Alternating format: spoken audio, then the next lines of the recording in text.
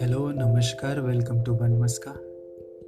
मैं कहानियों का सौदागर और आज फिर एक नया सौदा लाया हूँ कहानी के तौर पर। सौदा है तो लेन देन तो होगा ही।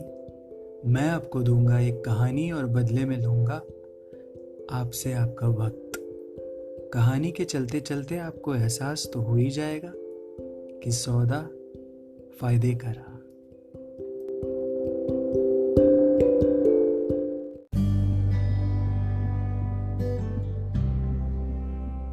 Noshir showed Christine a black and white photograph of his old home surrounded by trees and bushes.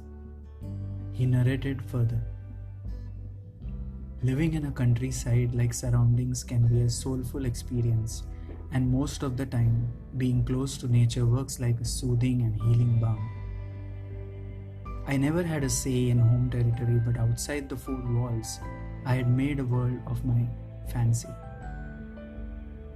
The mango tree I climbed up barefoot with a monkey like ace.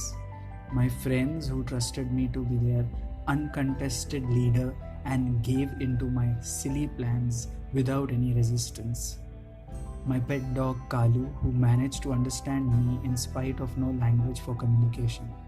And the open fields which gave me the feeling I could fly in any direction, soaking in the abundance of nature all around me. Last day of exams and I would hop out of the school bus to keep my bag away and climb the mango tree where freshly unripe mangoes were waiting to be picked by me, which I and my friends would cut into pieces and eat it with salt and red chili powder borrowed from the ration shop. I suppose most of our country kids find solace in cricket. I too may have found some in it. We played on for hours till our calls came, first in form of a gentle, "Come for lunch," then, "Food is getting cold," and later, "Are you coming or shall I come out?" And we would all run into our homes with a pact of coming back within a few hours. Kalu was a stray who initially would come for the leftovers and probably took liking to our doorstep since the leftovers were a feast in itself. There was so much trust between the two of us. I would let my entire tiny little hand go into his open, sharp-teethed jaw without a trace of fear or doubt, and Kalu would reciprocate it with simply licking it with wholehearted affection.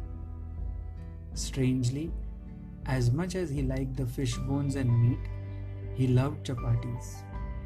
He would always eat half of the number and other half he would carry in his mouth and bury it in a hole.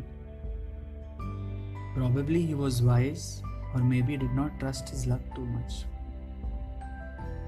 Life outside home was simple, uncomplicated, and as beautiful as the landscape I was a part of. Inside home, it was messy, weird, and complex.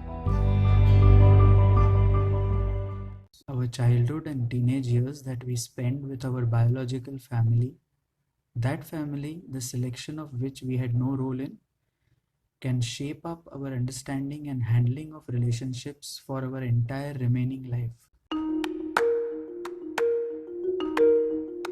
I lived in the West and she in the East. We were not only separated by a railway crossing, but also by culture. Our paths were meant to meet, in spite of the places we came from. 6th of August, Abha walked into my life. We were 18, lost and lonely. Our lives were going to change forever.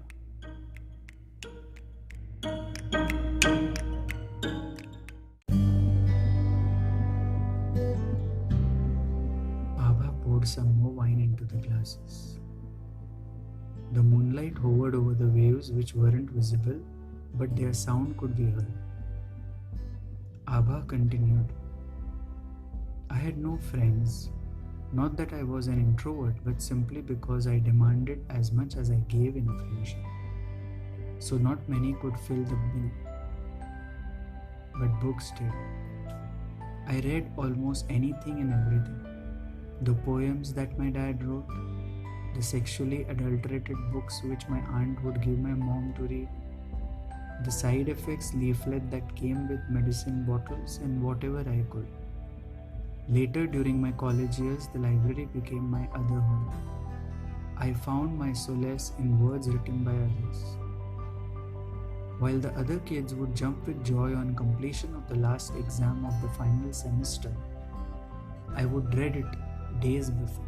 For me, it meant that I had to visit my maternal side and go through the grueling experience of traveling in an overcrowded train without reservation, where I would be assigned a place to sit mostly in some unknown lady's lap or besides an equally unfamiliar strange man, face the constant abuse of my nanny, who would remind us of how our father was a complete failure and that being born as a feminine gender was a curse.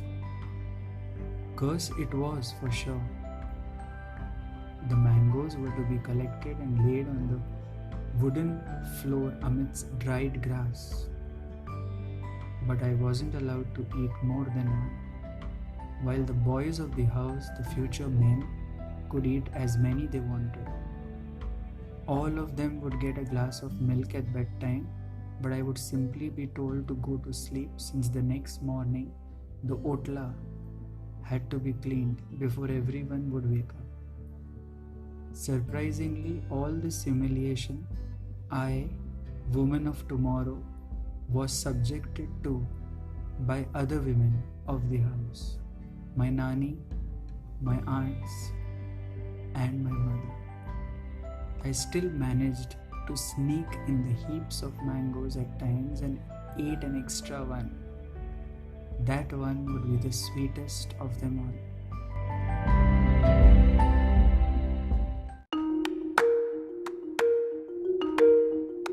I lived in the east and he in the west. We were not only separated by a railway crossing, but also by culture. Our paths were meant to meet, in spite of the places we came from. 6th of August, Naushir walked into my life. We were 18, naive and lonely. Our lives were going to change forever.